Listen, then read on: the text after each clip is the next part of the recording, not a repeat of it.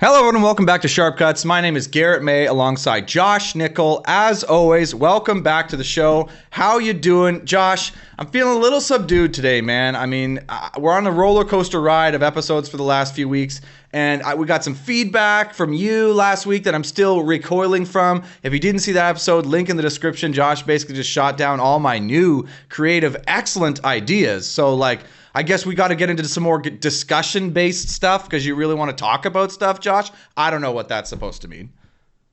Yeah, I don't know where to go with this right now, so I'm just going to ignore you and say how excited I am for this week because of the guest we got. So this guest appeared on the A Show at one point, Garrett, and he's the one who convinced me that people in our community, they like storytelling, they like hearing about people they know, because this is one of the first guys who got more, we got Todd Rogers on our show, and I thought Todd Rogers were going to break the internet and we were going to get the most downloads. This guest got more downloads than Todd Rogers, which shows me either really bad at marketing, really bad at distribution, or people want to know what the hometown guys are up to. So this guy kind of set the tone for what Passin Dimes is about, and now it's great to have him on with Sharp Cuts.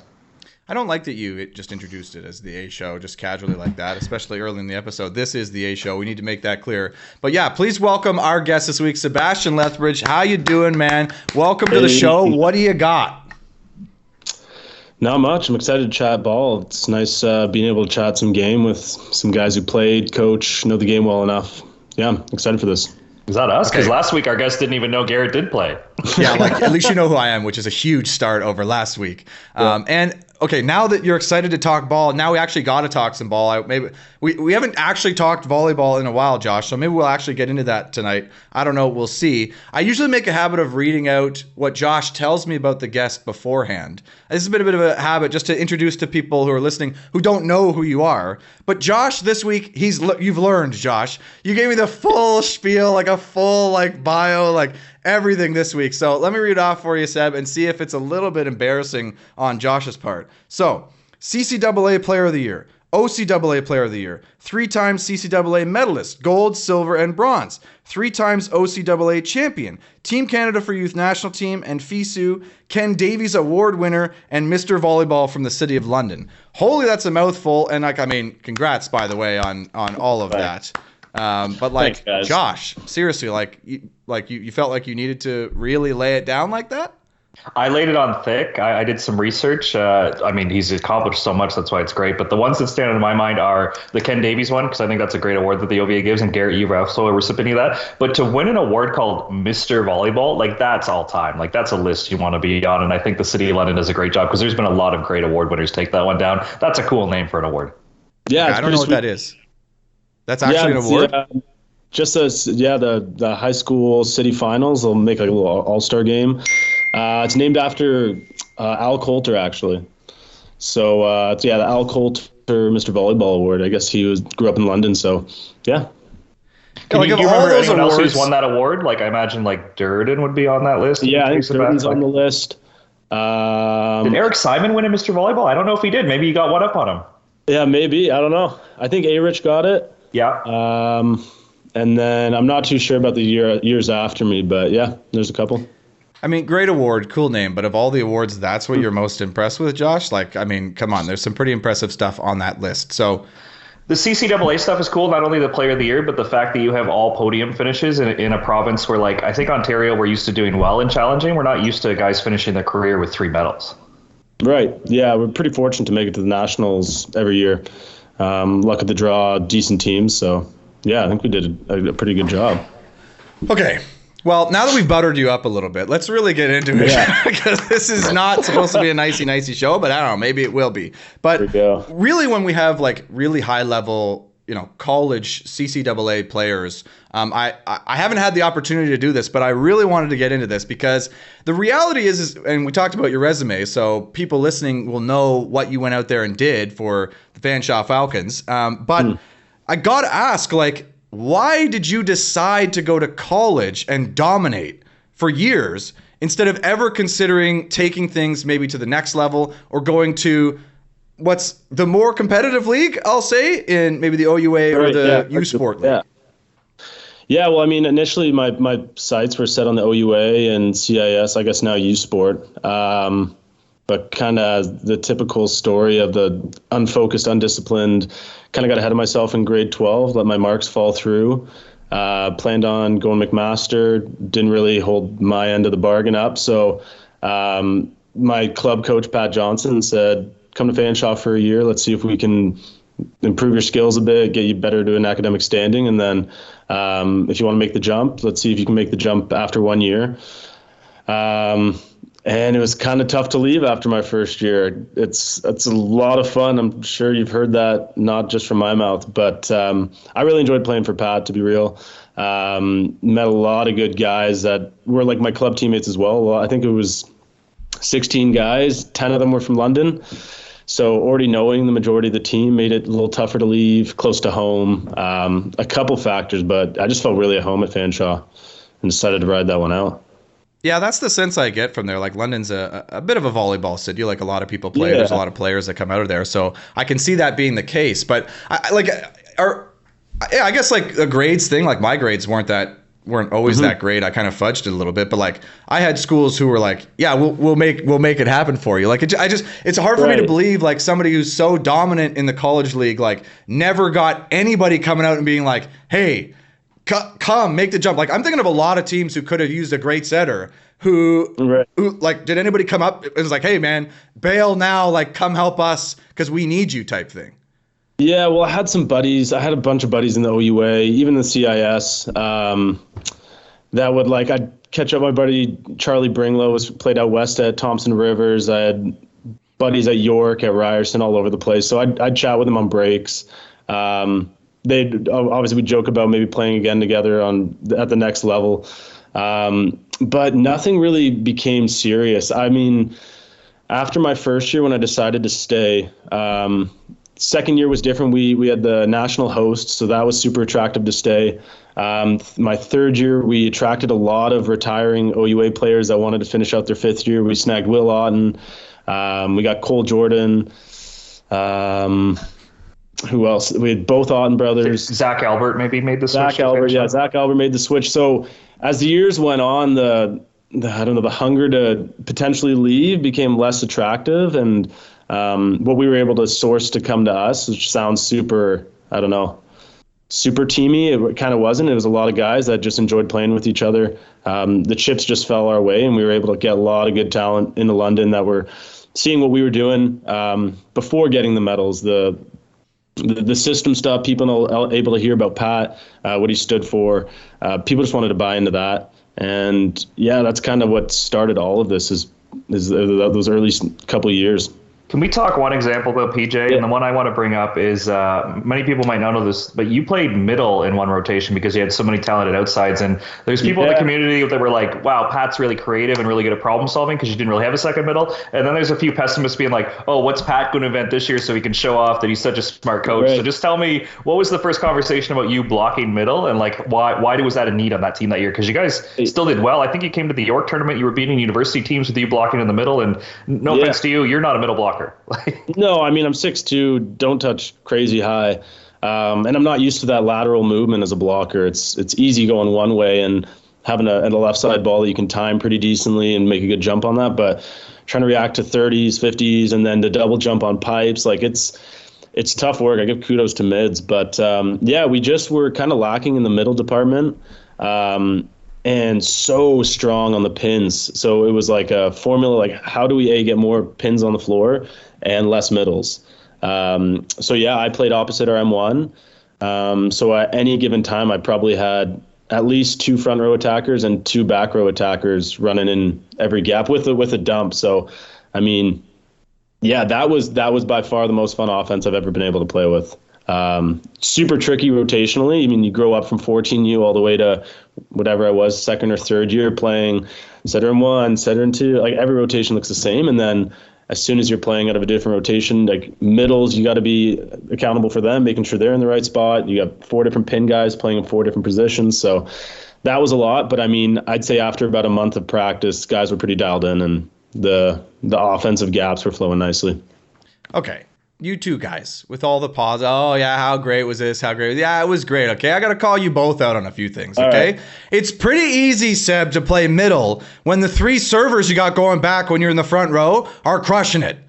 You don't gotta close many blocks in system when they're ripping serves back there. So it makes it a little bit easier when you only gotta go outside. I'm sure you guys were stacked that year, and you said, "Yeah, I know it seemed a bit super teamy, but it wasn't like that." Come on, it was slimy Pat Johnson going out there and getting all the London buys to come home and dominate on a super team, an absolute super team. We played you that year. I coached at George Brown, and we played you that year, and there's no way, like, it was an absolute super team. This is what I'm talking about. We were in the same league as you guys, but we were not in the same league as you guys.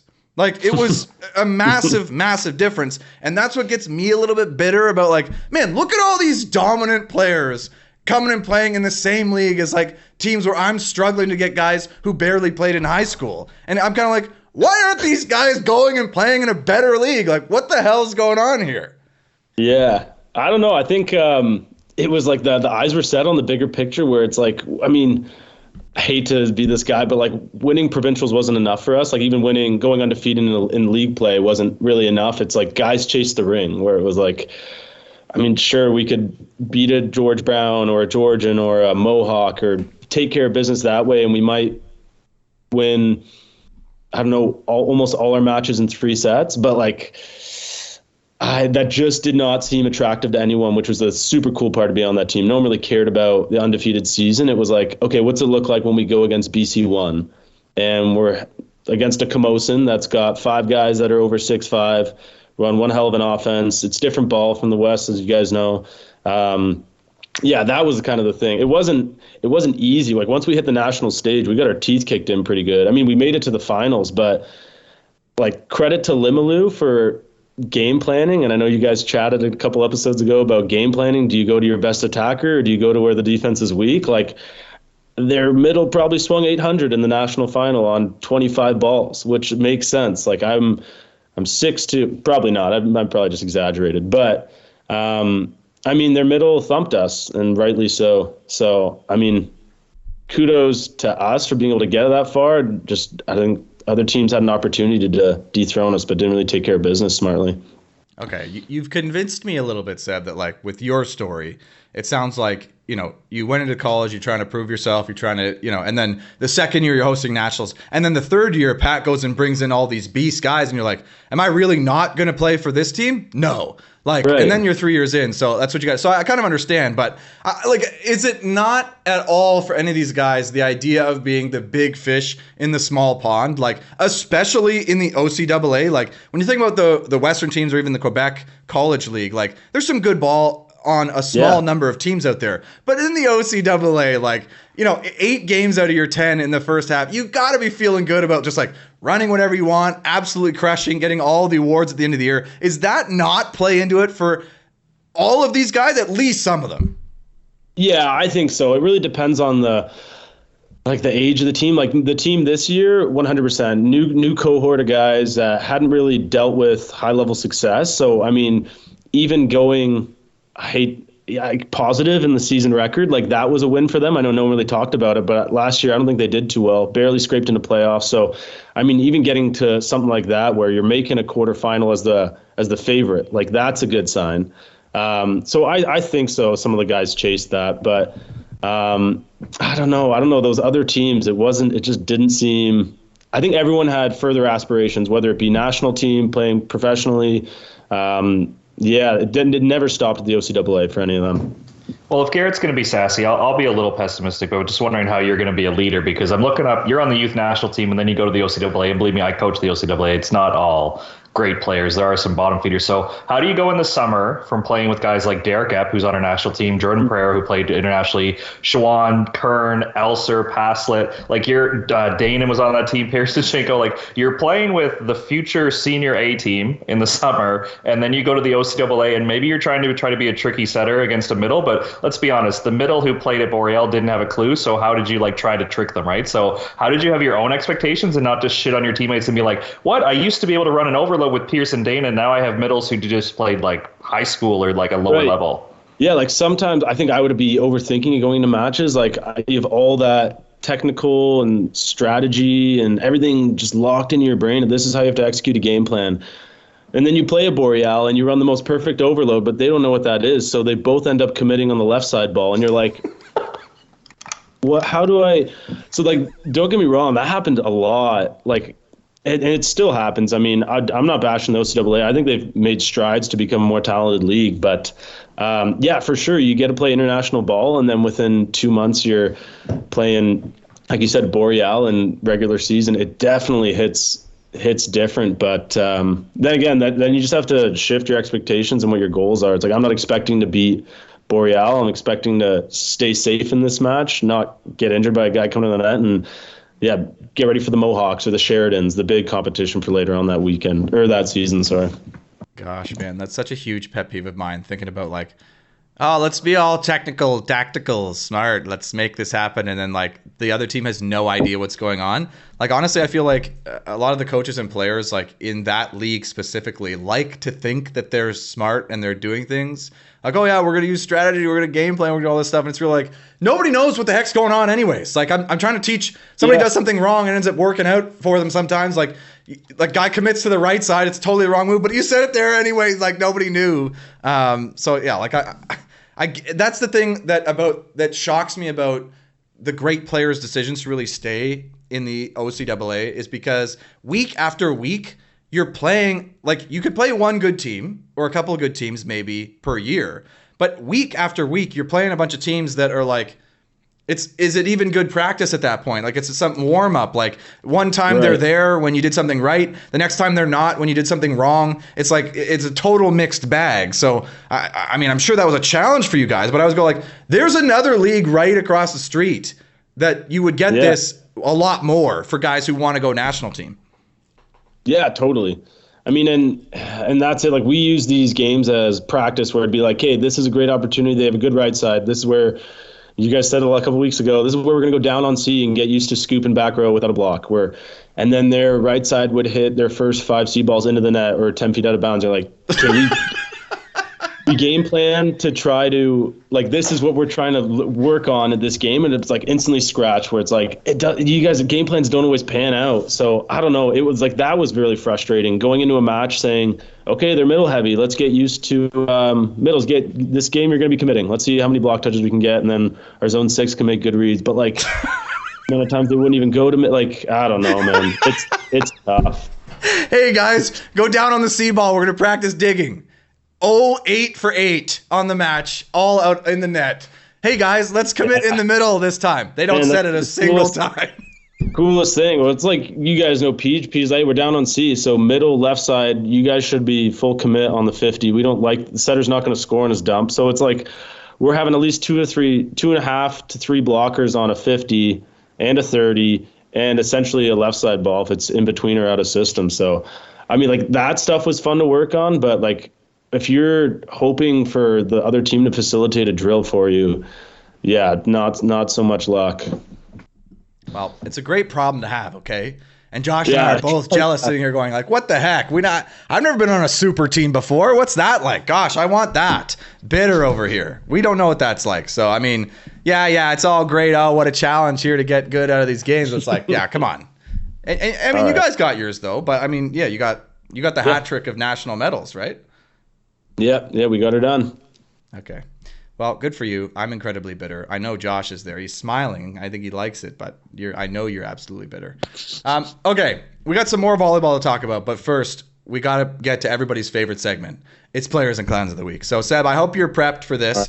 We usually throw this on people, and I don't know how long you had to think about it, but I think I'll go first just to start things off because I don't want anybody to take mine. Not that that's probably going to happen. So, let's jump into it. Player of the Week. So, recently, Canada announced their Volleyball Canada did a press conference announcing their kind of next-gen indoor teams. And one name kind of jumped out from the press conference to me that I wanted to give a special shout-out to, and that's Dan Lewis. He played libero with the national team for a lot of years. He's an ex-beach guy. He played on my biological father's pro beach tour for a lot of years, was a great player there. Always gave Mark and John challenges, went to indoor, did well. Now he's been coaching with the national team for a lot of years. And I think, Josh, when Ben Josephson kind of left and that whole thing was happening, there were some thoughts, maybe is Dan Lewis going to step in here and help out? Is he going to take a step forward? No. bringing the other guy to come in over top. Hey, Dan, you stay there. He's stayed there. He's taken on the next gen team. It's just a sign that he's fully committed. He's going for it. So, I mean, good for him. I know that's probably not an easy thing to do. So, Dan, keep trucking. I'm sure yours will come soon, man. Good luck. So, player of the week, Dan Lewis. Definitely. I think that's a great one. My interactions with Dan, he's always super high energy. I think he loves working with, like, the last time I met with him, we were talking about the NEP, and I was like, oh, how was practice today? He's like, breakthrough day. Guys are learning a lot, like working stuff. Like, he's fired up to be in the gym. So I wouldn't be shocked if he's the senior coach someday, but where he is right now, he's still fired up to get out of bed every morning and like coach volleyball and work with athletes of all ages. So yeah, he's in a good spot. And Garrett, that was going to be my player of the week, was naming the roster there. I mean, I think volleyball is in a good place that like we can look at it and we can speculate and say, oh, this guy didn't make it, this guy didn't make it. But you look at the list and kind of go, I think they got it right. But I just like to congratulate Evan Falardo. So he was OUA Player of the Year. He's always kind of been a bubble guy for me, but now he's been on the cusp where now he made the roster. Hopefully he has a good training camp. He can get some starting time, where that's a guy who's plugged away and really worked at his game. So I know there's like a who's who of names, and we always compliment like the Sam Coopers or the Jackson Youngs or the Neves and all these other outsides. I'm glad to see Evan Falardo made the list. So congratulations to Evan and everybody else who made that squad. Low-hanging fruit, Josh and I. We literally had our content delivered to us via email. And that's our players of the week. Josh, way to recycle content there, buddy. You and me, same thing. Gosh, that's the biggest complaint about this show, isn't it? We gotta figure it out. So, I mean, congrats to that whole team. It's time sensitive. It's timely, Garrett. It shows that we're timely. Yeah, we're on the ball. We're topical. All right. So, Seb, help bail us out here. Please don't tell me that was going to be your player of the week too. No. Player of the week? Player of the game? Player of the week? Whichever. I don't know if anybody would notice. Cool player fan. It's got to go to my boy Tanner Patterson, my teammate. Just a freak I got to play with this year. 6-foot player, touching 11-8. I've seen that guy hit crazy pipes and attack angles that I've never seen before. Unfortunate, went down with a broken ankle in the national semi. So tough to see. Been thinking about that guy a lot. Yeah, it's player of the game. Good dude. Congrats. Good volleyball family too, right? I think his brother just earned an All-Star. Yeah, Brady Patterson. Super freak athletes. They're the nicest people in the world. Yeah, that's tough to see. And touching 11-8 too. Like, holy, that's up there. Yeah. Well, I hope you're doing well, Tanner. Is he coming back? Is last year? He's got more time. He's got one more in him. Okay, at least. One more. Hopefully it comes together. These dirty birds, they never leave, Garrett. They never. Yeah, no. Yeah, seriously. Take it from me. Like, you'll find your way back. Yeah, I say that, but at the same time, like, what? You just recycling all the same guys year after year? I mean, you probably still got a year somehow. You're going to go back and do like 7th or 9th year or something. Like, gosh. Okay, those are the players of the week. We got through that pretty quick. Like, pretty efficient players of the week, team. So let's move right on to clowns of the week. And Josh, I think I'm going to go first again, just to keep things rolling. And often in clown of the week, you take the opportunity to go on a bit of a rant.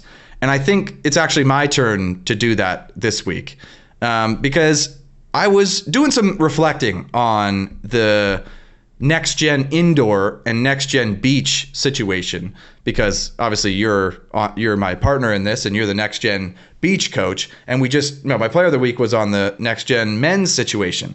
But I started to think about it, and I looked into it more and realized like that team gets, like, people get some sort of carding, some sort of funding to train all summer to play in 2 competitions. Now, one of them is at home, great. But 2 competitions, 2 NORCECA competitions, great, good for them. When I thought about the next gen beach situation and what those guys have to go through, what's the expectation for those guys? And I don't know, Josh, but how many competitions are those guys expected to play in to get their minimal funding? 6. So they have to play in a minimum of 6 international events? Yeah, so like nationals is a requirement that doesn't count towards that 6, and then we encourage them to play like Van Open, or Quebec has some good tournaments, OVA Grand Slam. Ben Saxon's organizing something in Calgary again, so we encourage them to play domestically, not only to play in front of family and friends, but to support the events and hopefully win some prize money. But yes, they have to represent Canada at 6 international events. Yeah, like that is hard to do. Like, you have to pay your way to all these tournaments. You got to compete against the national A teams if they want to go to that tournament, or other teams if they want to go to that tournament, just to get in, get your points, get your spot. You want to go to Norseca? You got to go into trials and win it. So not everybody has a chance to go. And I'm thinking about the indoor guys. Well, they got to fight to make the team, but they just go to the tournament. They just get to go and compete at a Norseca tournament. Why is the A team not going to that tournament? Just cuz? Is it a lesser tournament? Like, it makes no sense to me, that whole situation, why we do any of that. And to compare the two, it's way harder for the beach guys, way more competition, way more times they have to compete. So clown of the week to that whole thing, the disparity between our indoor next gen situation and beach. If I'm an athlete these days, what's the better situation for me is definitely indoors. Why would I ever play beach? I think the money thing is a serious problem, Garrett, that we need to sort out because the finances don't just add up. I will say indoor, there's a bit of a roadblock there, don't you think? Like, if you play the same position as Brody Hofer, like, they took 18 cats, there's only 2 tournaments. Who's going to start over Brody? So I think, like, if you're a cusp guy, maybe you should look at the beach because, one, you get to compete a little bit more, you get to play a bit more, you want to represent Canada, where some of these guys are going to be tourists. Let's be honest. They took a roster of 18, and there is a long lineup of guys to pass. So I will say that as an extremely biased beach guy. But yeah, Garrett, we got to figure out the incentives a little bit because the funding model, it doesn't work in my mind right now. And I don't have a solution because, like, we just need more money. Well, where's this money going to come from?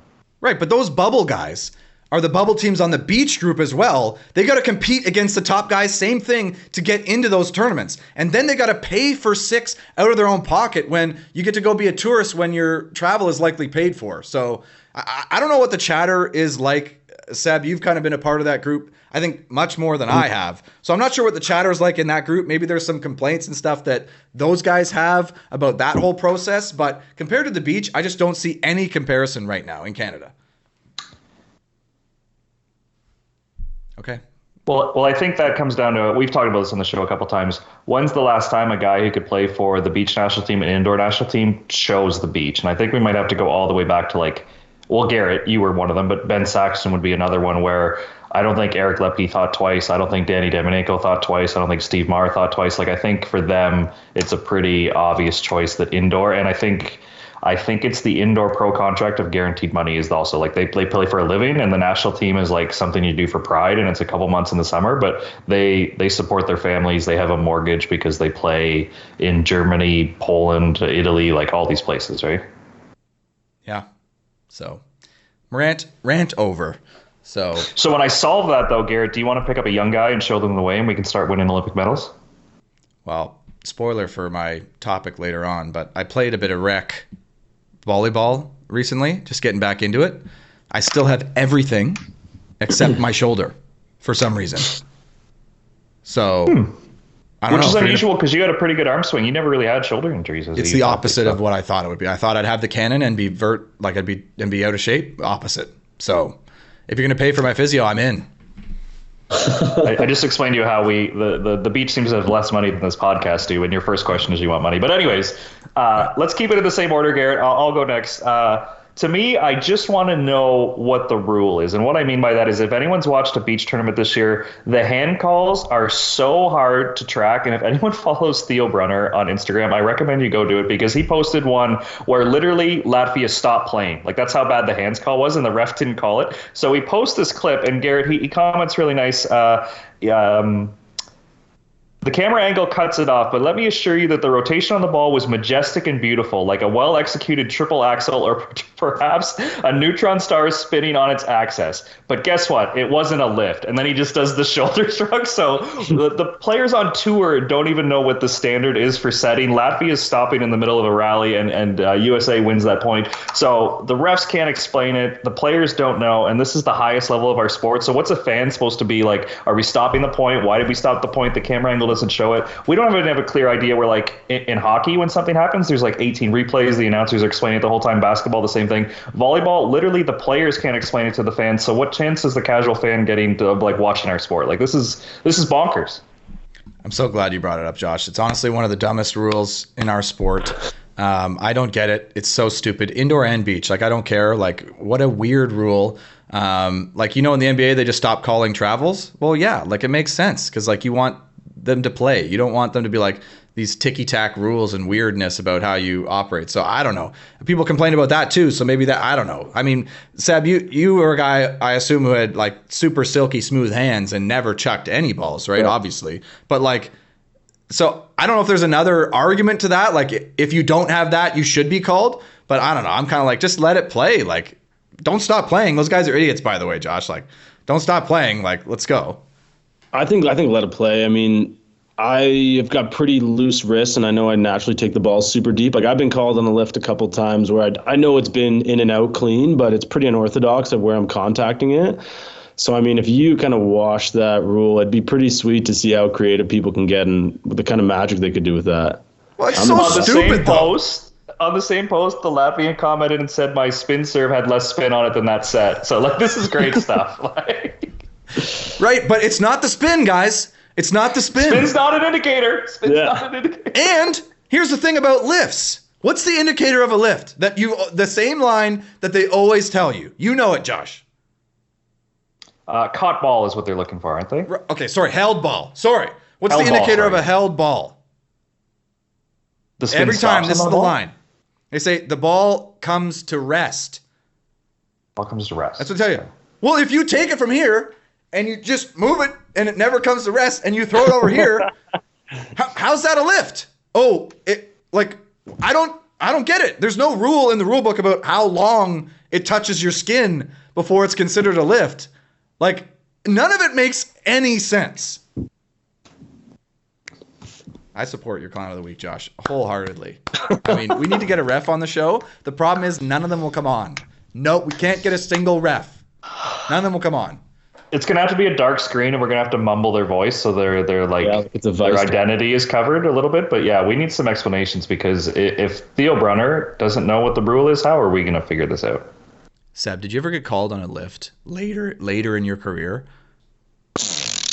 Yeah, I got called on one this year. Like, did you just look at the guy and be like, or girl, be like, do you know who I am? Like, check my resume, buds. Because I mean, one of my big things was talking up the refs, like pregame, get to know them. If there's a 50-50 call, that helps it go your way. So I mean, like, I was a big proponent of that. Like, and at least you're just getting a good relationship and being friendly with people. So I mean, I know a lot of refs, especially the ones in the like Region 3, this area. And by now, a couple of my friends are reffing and up on the stand. So I had like a friend. I don't know if I'm allowed to say the name or whatever, but we don't know either. It's unclear. We don't know the rules around the refs. We don't know the rules around hands or refs. Yeah, I don't know what's good, what's green line, what's red line. Anyways, I got called on one. I think I was running towards 6, back to the ref, and I just threw one behind me. Probably was close. I don't know, but she couldn't see it anyways. So I just walked up there. I don't know. It's tough because my mind instantly goes to like, that wasn't a lift. So is this a makeup call, or are you like changing how you want to call the rest of this match? And like, they don't like that, obviously. But yeah, that's pretty much it. Is like, is this a makeup call? Is my number one comment to get being called on something. Why don't they like that though? Nobody can hear what you're saying up there. So why don't they like that? Like if they just leaned down and went, yeah, Seb, total makeup call for that other one I blew earlier. Get off my case. Yeah, I'm cool. What would you do? You'd be because like, they're doing it. They may as well be honest about it. Right. Like, I mean, I can't say that because then you go and tell somebody that they said that and then it kind of blows the whole thing. Right. But like, that would acknowledge the makeup call exists. They're not allowed to exist, Garrett. What are we talking about? Yeah, we need a code word. Let's help the refs. Let's help the refs here on this show and do something valuable. We have a few refs who listen to the show. So referees, you know who you are.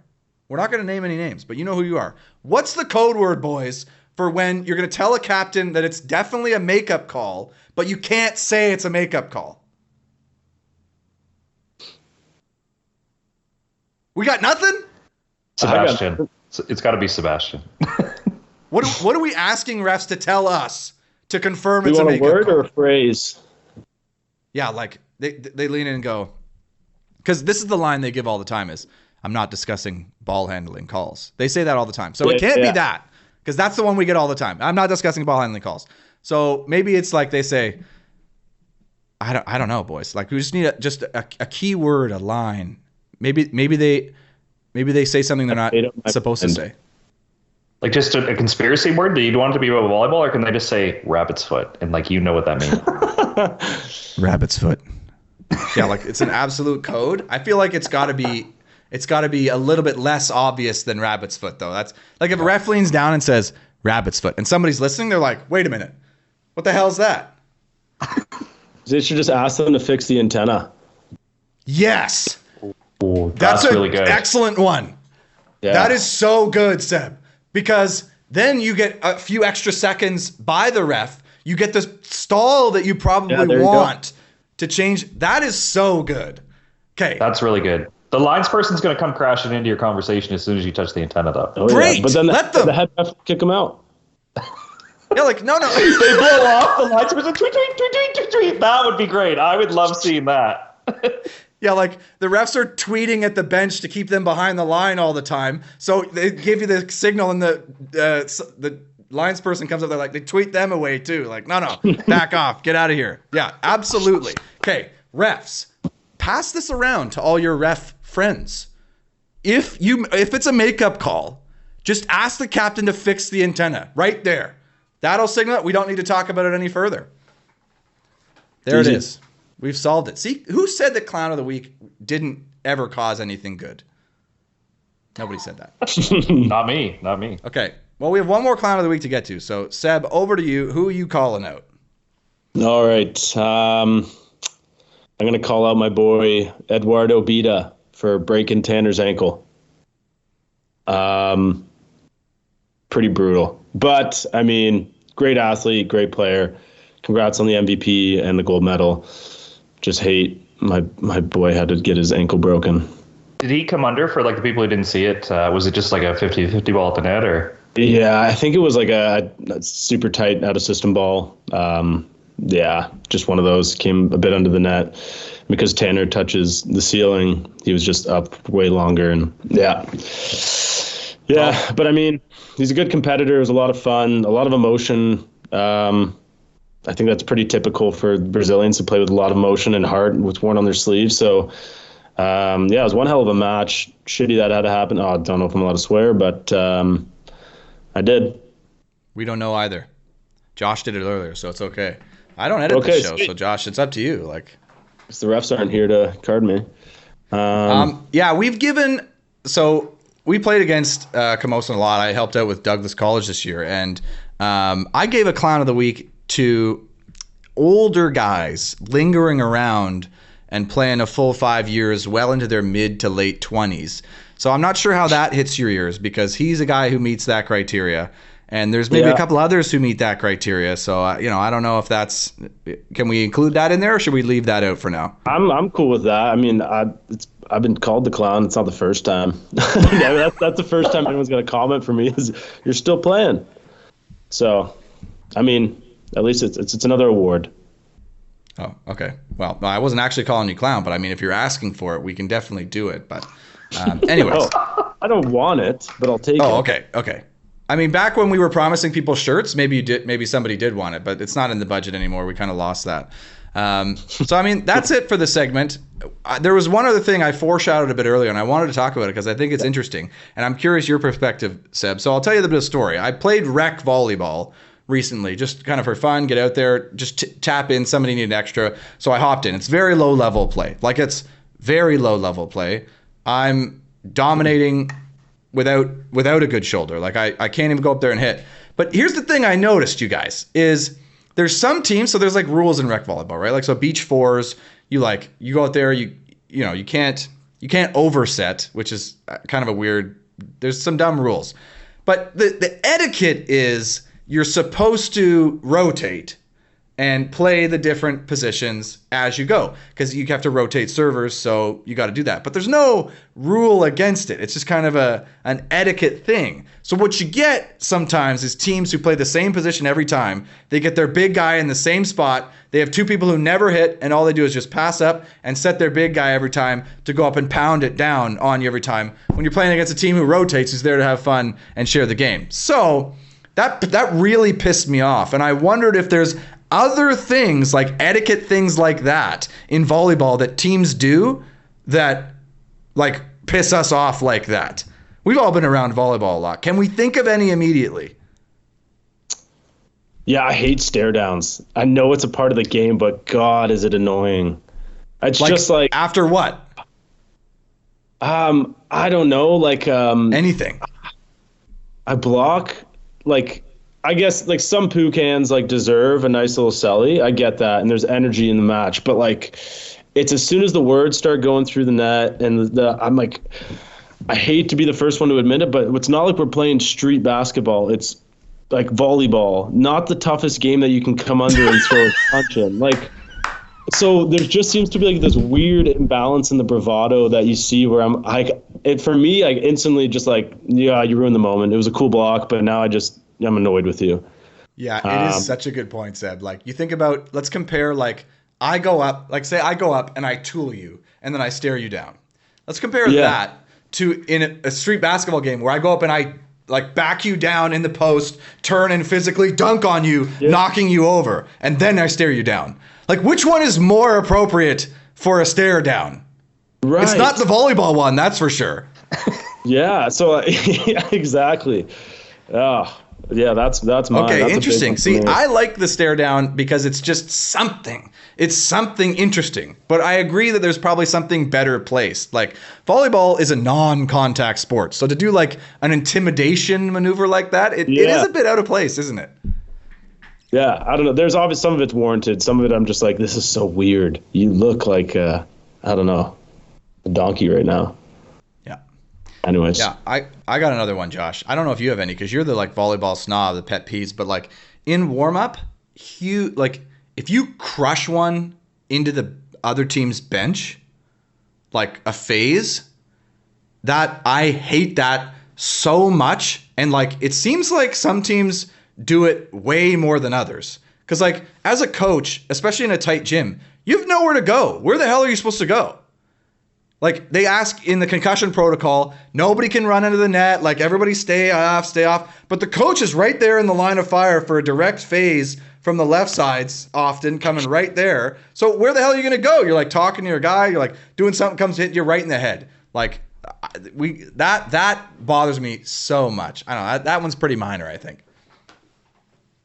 That's a real concern if you think people are doing it on purpose. I think the first one I thought of when you brought up this topic is, we've talked about this a few times, picking side. I don't know why people get so fired up that, like, if you take our side, like it even happened this year in Canada West where Alberta, off the record, Garrett, a lot of them would credit that SAS took side on them and they took real offense and came out fired up in that first set. It's like, why does like that bench trigger you so much that's like, ooh, these guys? No, but I like that, Josh. Is that not a volleyball faux pas to pick side? I like it. It's gutty. It adds a little bit of spice to it. That one's good. It would never be a thing on the beach because people pick side regularly. Like that's just a common call, right? You want the good side. But in indoors, when it really doesn't matter, I do like it too. But I agree though, Josh, you're right. Like it is a thing that pisses people off. Definitely. Like we debated it at Mac because of like the airflow in that gym, but then we thought, oh, that's disrespectful. It's Dave's last year. Like there was all these reasons of like why we shouldn't do it. I was like, guys, it's a side of the bench, and like, do we even know the airflow thing is like true, or is it just like a rumor we all believe? Like it's but the fact it turned into a discussion of like why we shouldn't even risk it and it was disrespectful. I was like, we've overthought this. Like it's. I almost did it in the OCAA semi when we went to 5. It was like we'd lost both sets we lost were on our home side. So I'm freaking out. We win the second and fourth on the far side. And I'm like, okay, we need to come out. Obviously it's to 15, race to 8. And then usually the match is done by then. So I'm like, am I about to be this guy that picks side in the 5th set of the semifinal and the winner of this match goes to nationals. So we need this win. And I'm like, I can't do it. I don't have the cojones for that, but that would have been cool, eh? It's like up to you. Like you didn't want to like consult with coach and be like, hey coach, what am I taking here? Like you could do it. You could have done it every time you take a coin toss up to that point. Right. So I would have taken the other, like, I guess you're saying pick my side, like home side. No, like you could have done that every coin toss you've ever taken. Like you were thinking about doing it then, but like coach doesn't tell you like, hey, take this, or if you win the toss, do this. Like, You were thinking of going against what coach said. Yeah, well, I mean, every time I'm hoping for receive. Like, we start in a good rotation. It's like our strongest one, setter in 2 or setter in 1. So I'm like, cool, I'll take receive. And most of the time, a lot of teams like to serve. There's something about having the first serve for a standing floater in the OCAA. So wait, teams are picking serve? I want to say I won 40% of the coin toss this year and almost received every time. Because that standing server has like a 12% chance of winning the ball back. So let's just go down 1-0 is basically what they're saying by picking serve. Like, yeah, I don't know. It happened a lot where I'm like, shit, lost the coin toss again. And they're like, we'll take serve. And I'm like, yes, you will. Cool. All right. I'm taking this stuff. Yeah, you got side then.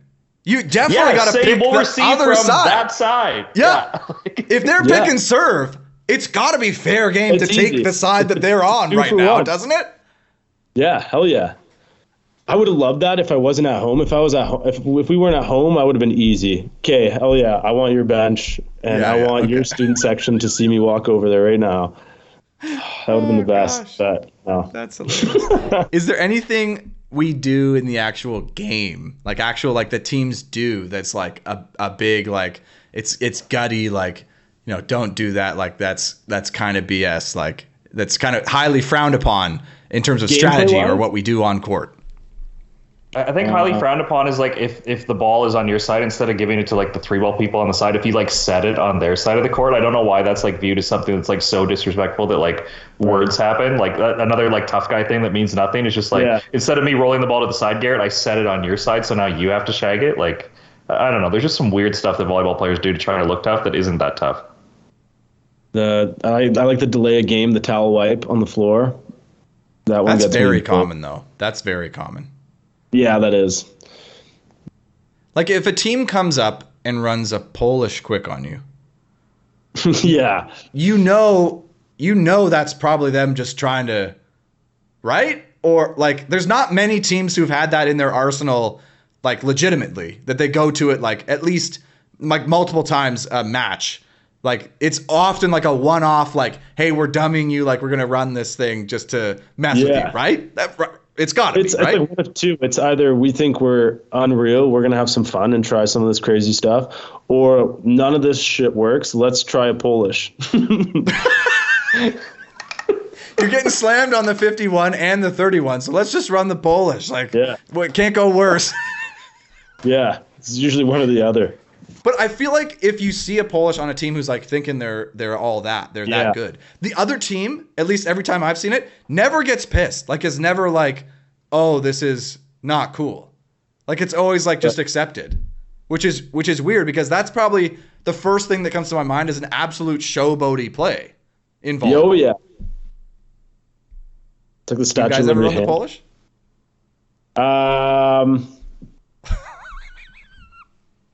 No. No, never? We never did. We ran a lot of missed opportunity. You guys were dominant. Like when JJ, my first year and second year, like JJ had a stint in the middle where he was touching like 11, 10, or almost 12 feet. So his 50s were essentially Polish. Like, I mean, in terms of the height of the set, that's what it was. But no. I wish. Polishes are cool. I mean, like, that's like, how do you get a time differential balance with only one attacker? It's like run a Polish and hope they bite on the setter. Like, that's a dream. I tried. Trust me. Gary, you played with Peach, and Josh, you've chatted with Pat a lot. Like, not that easy convincing the guy that, because he goes, it doesn't work. And you're like, I know, but it's cool. It looks sweet. Yeah, I couldn't even convince him to let me take more court. Yeah. The heck, Pat? You're serving the other guy. Let me take some space. No, I feel you. You guys some years could have gone even Polish on the pipe. That would have been next level. Yeah. The year because you had some jumpers. You go like fake fast tempo pipe. Then just stops his approach to the attack line. Then like a no approach pipe. Could work. Hey, worth a try. Yeah. I can't think of many things we do like in high performance play that's like that offensive, like it is like doing a bit of an unsportsmanlike thing in rec, you know? Well, the kids today, Garrett, the one that I hate the most is in 9-man, if you touch the ball with like parts other than your arms, they call it body, and the referee signal is like they touch their head. Where I've seen kids get like packed now, and the other team will sally, and they'll be like patting their head, yelling that. And I was like, I don't think you should be hitting people in the head and celebrating that. Like, that's pretty gutless to me. They don't just do that in 9-man, Josh. They do that like that. That's the selling now is like for when somebody gets hit in the face. 16 you boys, like somebody gets hit in the face, the whole bench and everybody's yelling around going like this. I don't think that's okay. Like that's poor form for me. Yeah, how offside is it celebrating when you pack somebody? Is it that offside? It's the coolest thing in the world, but it's terrible if you show it. In the era of concussions, I think that's terrible. That if the gym's exploding because you hit somebody in the face, I think that's bad. Yeah, but it would though. The crowd would cheer. The crowd at most gyms I played in would cheer.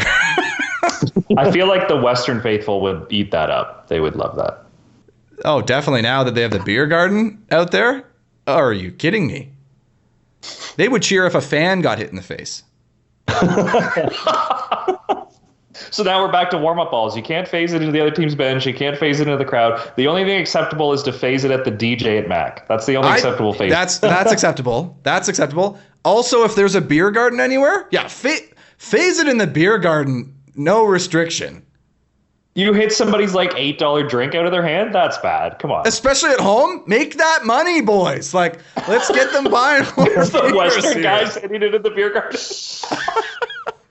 We call the beer garden the splash zone, and Western just phasers balls into their own beer garden. I love it. Yeah, exactly. Exactly that. Make some money. Like, they're gonna go back and buy another. Like, why not? Are they just not gonna drink it? Then you kind of look lame. I don't know. Not many gyms have that, eh? I don't think anyone in the OCAA has, and probably for good reason. Yeah. All right, Seb. Well, this is usually how this show goes, is we kind of lose a bit of steam at the end. Is there anything, because there are people still listening, though. It always surprises me, and they comment and stuff like that, and they say, oh, yeah, I'm still here. So is there anything, like, what's the real nugget we can take away from this? Oh, my gosh. I can't believe I forgot, Josh. I can't believe I forgot to open the episode by telling you to remove your emotional backpack. I absolutely blew that. I absolutely blew that. I said I was going to do that, and I didn't. That's a good callback. You had your emotional backpack on the entire time, didn't you? Yes. And it's too late now, Garrett. It's too late. Yeah. Something we learned last episode. If you didn't see it, link in the description, go check it out. But yeah, the wrestlers were telling us that that's what you got to do when you come into the gym. Do you have any other nuggets that we can take away, Seb? Nuggets of wisdom? Is that what you're after? Is really? PJ have any routines before practice? So yeah, like Lynn, they take off the emotional backpack. So even if you just failed an exam, you come to practice, you got to be dialed in. We got work to do. Like, you don't bring in your outside problems to the gym. Right. No. We got a pretty good way of tearing through that really quick. It's usually Volleys to start off before a big game weekend. Get the blood flowing, the hate for your teammates out there. Because whoever loses is carrying all the jerseys, water, med kit. Yeah, so Volleys is pretty good. There's a lot riding on it. And everyone loves Volleys. I know it's one of the first games you learn when you're playing at the grassroots level. So to play that when you're older is fun. But no, I mean, walk into the gym every day, be thankful for who's surrounding you, being able to play the game you love, and being healthy doing it. It's a beautiful game. And it's nice guys like you are doing this and keeping the chats going with it. Well, that's nice of you to say. It's really a really wholesome way to end this out, and we really appreciate that. I don't think we deserve it. Don't think we deserve it, but I can take it back. Yeah, I mean, you should. I think you should take it back. I don't think honestly, it's good fun. It's always fun chatting about this stuff. Okay, great. Get me sober. Nothing interesting for us to take away from Pat Johnson as a coach. I mean, I think that's just really the full. Oh, is that not where we're going with this? Are you skipping over the thankfulness and being in the gym with people you care about, playing a beautiful game? Like, you're just going to skip over that. You think Seb thought of that on his own? That's not a PJ. Sorry, no, I just fell asleep for a few minutes there in the middle there while we were going over that. I mean, it's just go down on C and make them earn every point. Down on C, I really like that.